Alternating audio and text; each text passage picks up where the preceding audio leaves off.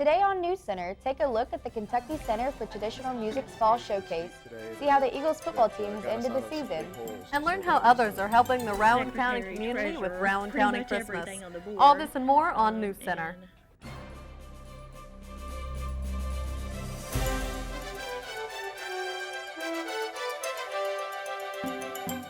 Thanks for joining us. I'm Bailey Kellum. And I'm Eden Jordan. Here's what's making headlines for November 30th, 2017. The Kentucky Center for Traditional Music wrapped up the semester with their annual showcase. NewsCenter was there. We just finished playing in the Kentucky Center for Traditional Music's semester finale concert. It's a showcase for the end of the semester for all of the ensemble classes affiliated with the program. And it's not necessarily all of the majors in the program, and not every major is in an ensemble. It's anyone who wants to take an ensemble through the department, and there are bluegrass bands, old-time bands, vocal ensemble, an introductory ensemble, and then country bands and ambassador bands, which an ambassador band is students selected by the director to tour for the department to represent the university. For the students in the major, you don't really get to hear what other bands are doing throughout the semester, and it's really fun at the end of the semester to just see what everybody's been working on and like how everybody's progressed. I think it's really beneficial for us to be able to play in front of such a large audience, and all of the families get to come out and everybody's happy. I think this concert is very representative of how the center is all the time. It's kind of like a big family, and then you get together and you do shows like this. This program is actually one of two in the whole country, so it's like a really cool thing if you're looking for schools to take a look at this program, especially if you're somebody that plays more of like a country or bluegrass all the time. And I mean, we're folk people, and we've found a real nice home here at the Kentucky Center for Traditional Music, so it's a really great program to look at.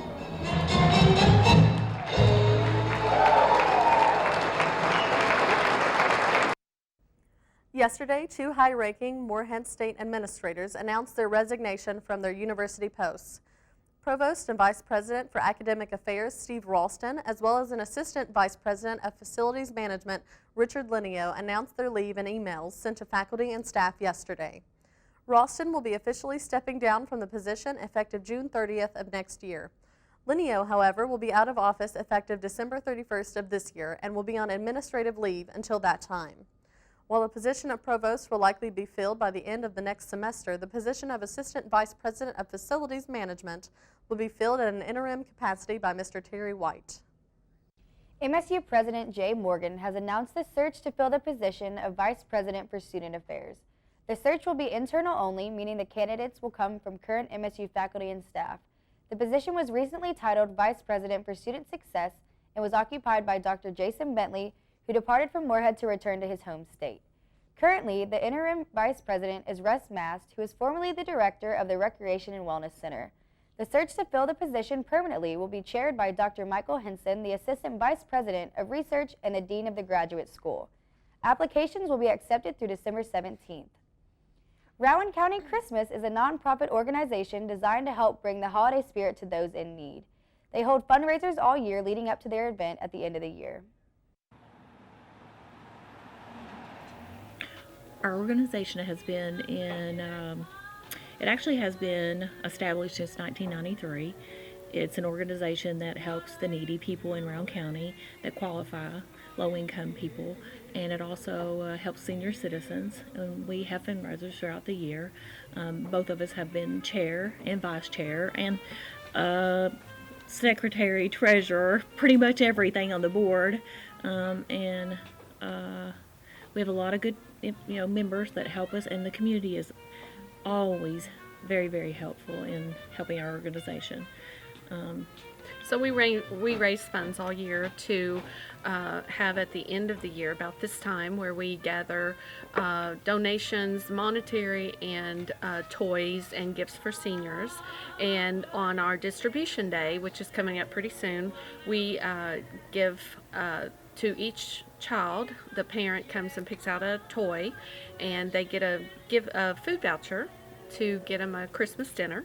and the seniors pick out a gift for themselves, and they also get a food voucher. And then people that qualify that don't fall in either category come and get a food voucher that are qualified income-wise, and they get a food voucher so they can have a Christmas dinner also. Well, if you haven't donated a gift, please donate between the ages of 13 and 18. Those are the hardest gifts we have to, try to buy for. And that's usually the ones we ramble for at the end of the night at midnight, because distribution is at 7 o'clock and we don't have enough. So it's right down to the last minute that we have to, purchase things. So if you haven't donated, please do so. And I would say thank you to everyone that has donated, Yep. because we really, really appreciate it. And we wish you all a Merry Christmas. Thank you. UPS has a new method to deliver packages to people in downtown Moorhead. They'll be using golf carts. These golf carts will be used during the peak season, which is November through January. The carts are legally drivable on city streets. They have lights, turning signals, and other elements that are necessary to drive a vehicle on the streets. UPS says the carts will allow packages to be delivered more efficiently. They will also prevent city streets from being blocked by large trucks. As of today, customers of the Moorhead Kroger can order groceries online and pick the order up without having to leave their car. Shoppers will be able to visit Kroger.com/online shopping to put items in their online cart. They will also be able to select a pickup time in a 1-hour window and location of the store. Pickup hours are 8 a.m. through 8 p.m. Special parking marked by signs will be located in the Kroger parking lot, and upon arrival, shoppers will dial the number posted on the sign. A Kroger associate will bring you your groceries to your car and assist in payment. Click list orders can only accept credit and debit cards. Online payment is available, and there will be a $4.55 and a $4.95 service charge. However, the first 3 uses of the service are free. A fatal accident took the life of one Moorhead woman last week. Priscilla Blair passed away last Wednesday because of injuries caused by the crash. Priscilla was a passenger in the Toyota that hit her husband, Roy Blair, who was driving. The car was struck on the passenger side of the vehicle in front of Walmart by another driver, Daniel Lucas. Blair says he had turned in front of Lucas at the intersection, thinking he had enough time. Lucas says in an attempt to avoid the collision, he swerved, hitting only the passenger side. Blair was taken to UK Medical Center with non-life-threatening injuries. Lucas was taken to St. Clair. No criminal charges were filed. Hey Nick, how's the weather looking today? Yeah, Eden. So kind of a triple threat kind of day, right? I mean, that's what I like to call it. You woke up this morning, it was cloudy skies outside, cold temperatures, and we just had rain come through the area. So kind of an interesting day here in Moorhead. Kind of what we're looking at later right now, though, it just stopped raining outside of our NewsCenter studios here on campus. But kind of what we're looking at later today is that rain's going to go ahead and move on out, and we're going to make room for some colder temperatures, especially when that sun goes down. And coming up, I'll talk about your all's weekend forecast and what we're going to expect there. Thanks, Nick. We'll take a look at the extended weather forecast a bit later. We'll be back with more news after the break. It never gets old, huh? Nope. Kind of makes you want to. Breaking a song? Yeah? I love the sunset. I love Eagle Lake. I love the forest. I love when the Eagles play. I love the campus. And all its sights and sounds. Boom-de-yada, boom-de-yada. I love philosophy. We love diversity. I love English. And all its weird words. I love the music. And all its melodies. Boom-de-yada, boom-de-yada. Boom-de-yada, boom-de-yada. I love fraternities. I love sororities. I love to draw things. And all the athletes. I love Moorhead. It's such a pretty place.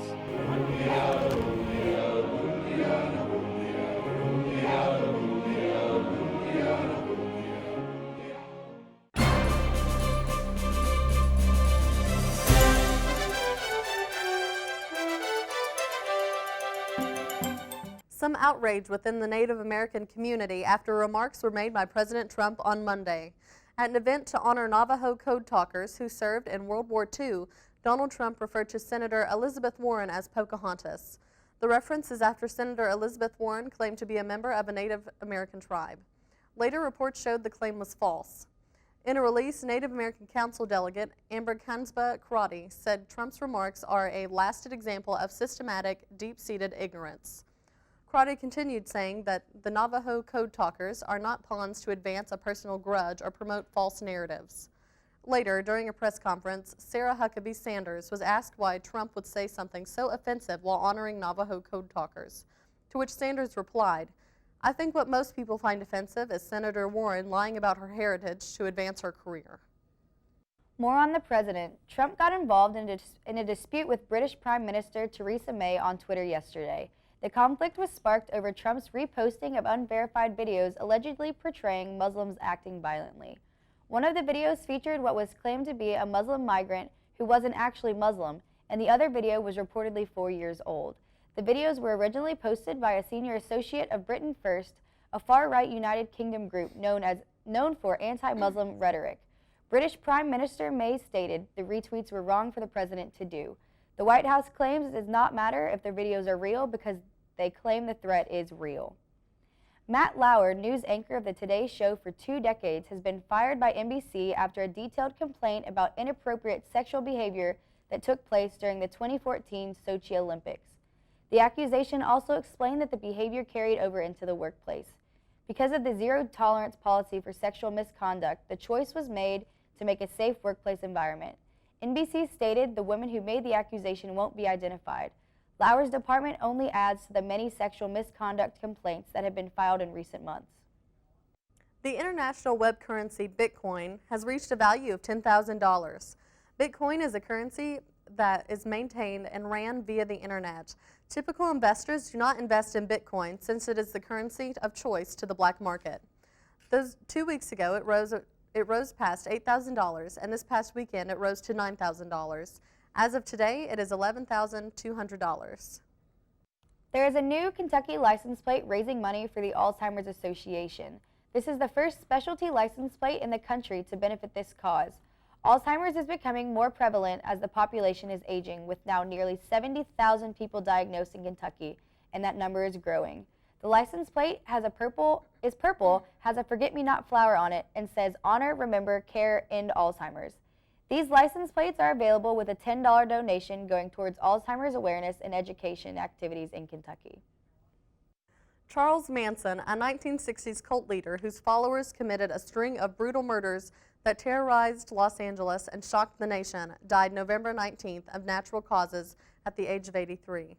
According to the California Department of Corrections, Manson served 9 life terms in California prisons and was denied parole 12 times. The Rowan County Arts Center was loud with the stomps of square dancing last week. Sarah Kate Morgan is here to talk with us about KCTM's Square Dance. This past Monday, we had our second square dance at the Rowan County Arts Center. It was hosted by the Kentucky Center for Traditional Music, and we had about 70 people show up. And there used to be a monthly square dance here in Moorhead, but we wanted to see if we could revive it. Well, it was from 7 to 9, and we had Chris Bischoff, who was a dance caller from Louisville. He came in and sort of taught everybody how to square dance. Most of the people that came had never square danced before. It was a bunch of enthusiastic beginners. And we had lots of students, we had lots of community members, we had families.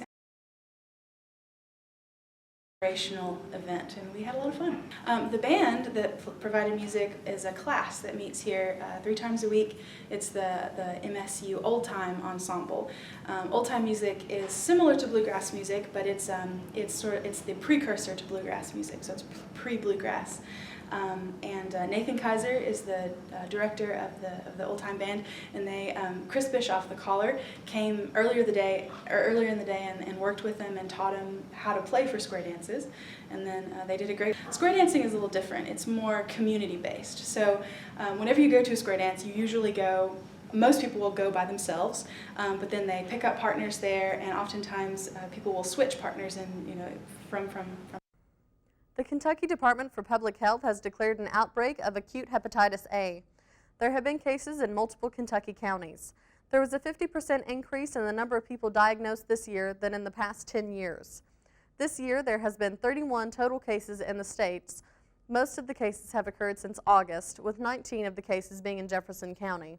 The Louisville Metro Department of Public Health and Wellness contributed the majority of the cases to homelessness and drug use.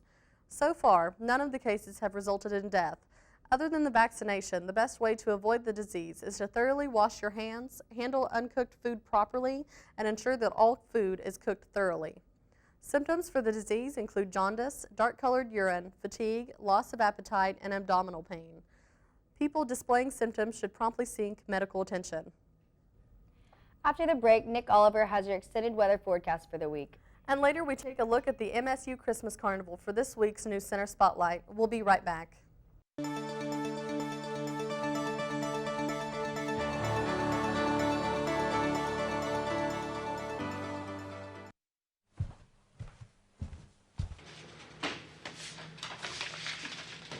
Yo, why are you looking at bags, bro? What you need is a chick magnet. You put me in your room and boom, chicks. That's what I'm talking about.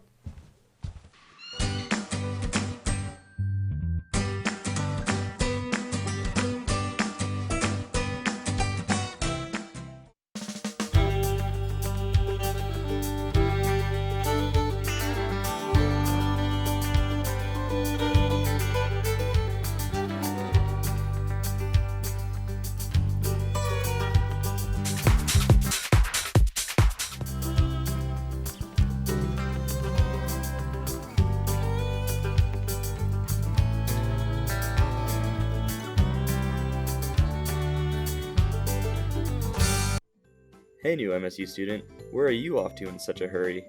I gotta head back to my dorm to make lunch before my next class.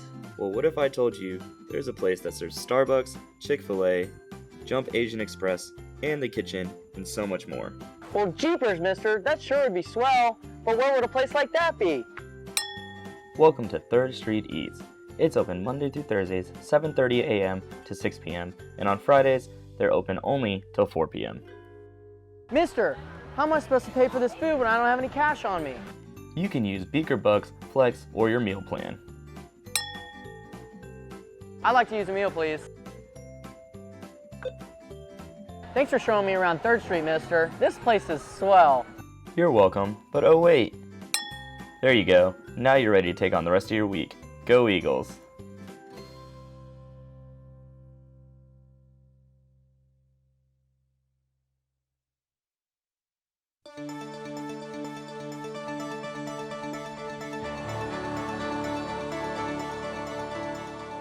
Evening across campus. I'm Nick today. I'm in for Sahara today. She's out today.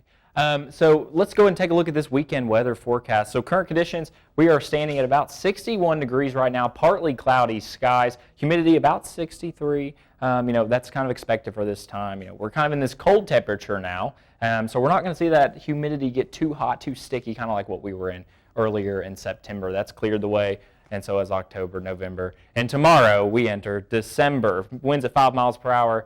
Nothing too crazy there. High 78 degrees was in 1934. Something you don't see very often. I mean, we wish it was 78 degrees. I mean, I do. I do at least. Now, low -7, we can stay away from that. That's something we might see later in the year. Maybe February time-ish. But still, -7. That's a pretty big drop, especially for this time of year. All right. Normal high 51 degrees and normal low of 33. Let's take a look at our Doppler radar, thanks to our friends at WKYT. So this is kind of what we were talking about earlier. That rain that went through this area, it came through, it made a stop. We saw the clouds all day long from it, but again, it's just kind of pushing this way. We're going towards eastern Kentucky, and it's heading past Moorhead. In fact, just a few minutes ago, we took a look at it outside of our studios, and that rain went ahead and let up. So no more rain expected today, and that's what we're kind of expecting for the rest of the night and into the weekend. So let's take a look at temperatures real quick. 60 degrees across the board in Kentucky, mid-50s Lexington, mid-50s London area, mid-50s Frankfort. But up in the mountains, about 60 degrees, heading over to Ashland and true eastern Kentucky, and across the bridge over to West Virginia. We're again looking at 60 degrees. All right, tonight's forecast, partly cloudy, low 34, 20% chance of precipitation. Again, we kind of saw that move through this area. We're not really expecting any more throughout the evening, which is what we're going to take a look at. Tomorrow's forecast, mostly sunny. We're looking at big bright sky tomorrow. Again, if you're an early riser, man, this is your day tomorrow. Sun's coming up, high of 52, which is actually not bad for this time of year, and sunrise at 7:30 in the morning. All right. And let's take a look at that. Forecast for your all's day. 52 degrees on Friday, heading all the way into the week. We're going to see, that drop come around Wednesday, Thursday. That's where we're going to get into colder temperatures, and from there, that's kind of what we're seeing for the rest of the week. Now, that's your weather for this week. Let's go back to the desk to continue our news.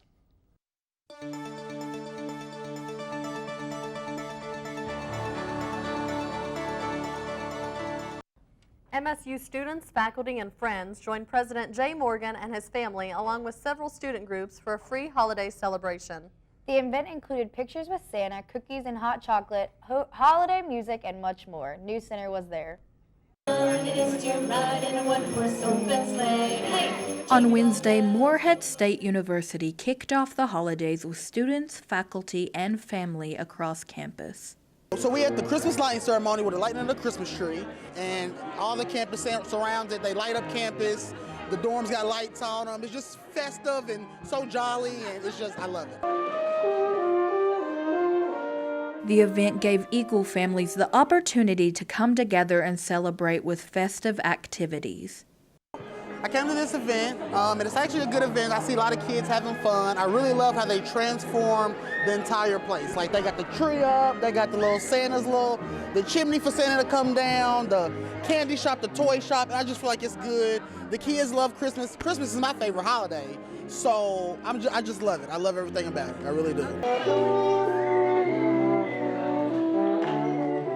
Reporting for NewsCenter, I'm Alicia Zacharias. When we come back, Jordan has your Eagle Athletics update.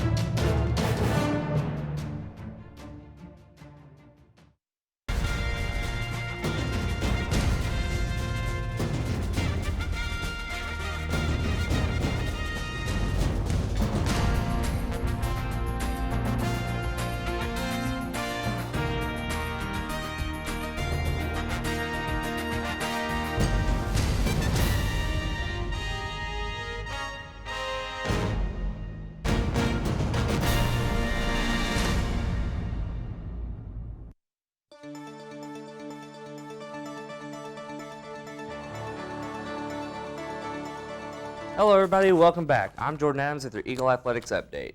The MSU women's basketball team soared to victory 129-39 Wednesday night as they hosted Kentucky Christian University. Junior center Tiara McGowan led the Eagles with 35 points, 11 rebounds, and 4 blocks. 5 other Eagles scored in double digits. The 4-3 Eagles will return to action for its last home game of the 2017 calendar year as they face Southern Illinois tonight at 8:15 p.m. The MSU football team ended their season with a 24-14 win against Davidson University. The Eagles finished 4-7 this season, placing them 9th in the Pioneer Football League. Head coach Rob Tenier says that he was impressed with how hard both teams fought, but was glad to end the season with a victory. I was really proud of the way our kids battled today. You know, I was a little disappointed, obviously, how we came out in the second half. I thought we were really confident, felt like we were maybe overconfident. Came back, and all of a sudden it was 14-14, you know what I mean? So had some poor possessions there to start the second half. But overall, kids played hard. I think both teams did a really nice job schematically, from a game plan standpoint, to take the things that each one of us did well away. And so there was a lot of in-game adjustments today on both sides of the football. And I thought our coaches did a really nice job. And, Lawson Page made some huge plays with his feet today that got us out of some big holes. And so that was he was a game changer for us for sure. That'll be it for sports, ladies and gentlemen. We'll be back with more news after the break.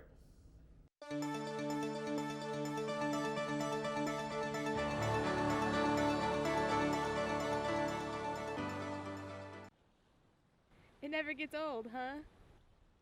Nope. Kind of makes you wanna. Breaking a song? Yeah? I love the sunset. I love Eagle Lake. I love the forest. I love when Eagles play.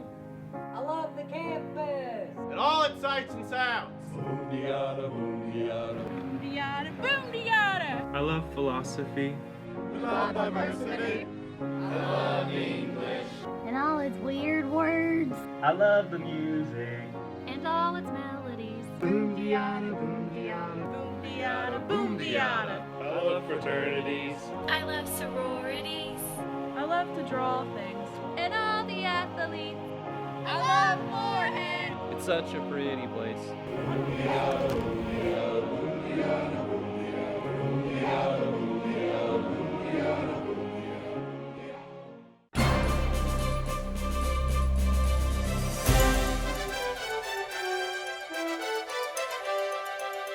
The Kentucky State Police has began accepting donations for their 8th annual Cram the Cruiser holiday food drive on November 22nd and will continue throughout December 10th. The food will be distributed to local shelters, churches, and organizations in areas where they're collected to help with hunger within the state. Hundreds will be gathering to celebrate this region's Holiday Arts and Crafts Fair. The Appalachian Holiday Arts and Crafts Fair will be taking place on December 2nd. The event will be from 9 a.m. until 4 p.m. in the Laughlin Health Building. The event will have over 100 craftsmen and vendors selling their unique holiday pieces, ranging from ornaments to furniture. Admission to the event is $3. Children under 12 get in free. For more information, you can visit the Folk Arts Center website at kyfolkart.org. Hometown Holidays is quickly approaching. On December 2nd, Moorhead community members will be flocking to the streets from 5 to 8 p.m. Businesses on Main Street will be open for shopping, music, and snacks. There will be horse and buggy rides, choirs, and bands performing along with Moorhead State University ensembles. All of the festivities will end with a free symphony orchestra concert in Moorhead Conference Center at 8 p.m. The I Need Art exhibit has taken over the Strider Gallery in the Claypool Young Art Building. The exhibition for the campaign was held from November 13th through the 17th. Reporter Elizabeth Hernandez tells us more.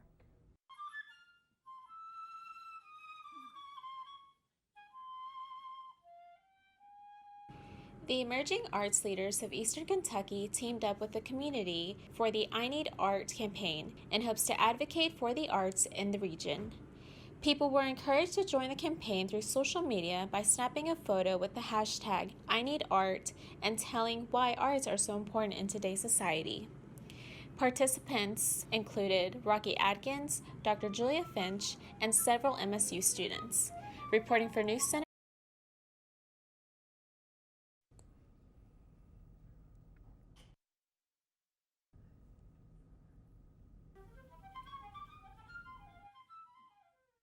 That'll be it for us tonight. Remember, your news is always on NewsCenter's Facebook, Twitter, and Instagram pages. And you can catch this broadcast again on msutv.net. On behalf of everyone here at NewsCenter, I'm Bailey Kellum. And I'm Eden Jordan. Have a nice evening and happy holidays.